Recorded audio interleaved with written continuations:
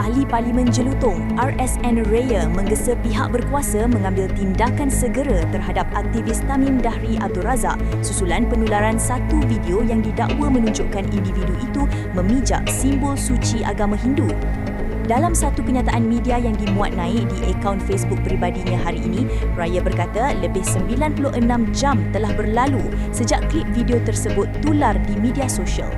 Menurutnya, video itu didakwa memaparkan Tamim Dahri memijak Trisula atau sulam yang merupakan simbol suci bagi penganut Hindu dan kejadian itu dipercayai berlaku di Langkami, Kedah.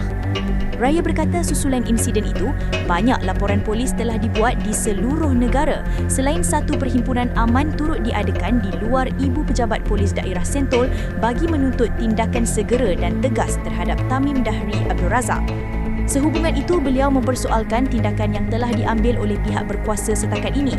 Ketua Polis Negara dan Menteri Dalam Negeri mesti menjelaskan apakah tindakan yang telah diambil setakat ini, mengapa berlaku kelewatan, katanya.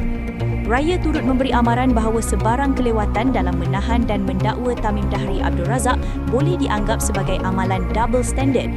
Menurutnya, perkara itu mengambil kira bahawa seorang pelajar universiti telah ditahan dengan pantas dan didakwa di mahkamah beberapa minggu lalu kerana didakwa mencemarkan Al-Quran. Beliau menegaskan bahawa Perlembagaan Persekutuan serta Undang-Undang Jenayah Negara mesti melindungi dan memelihara kesucian semua agama.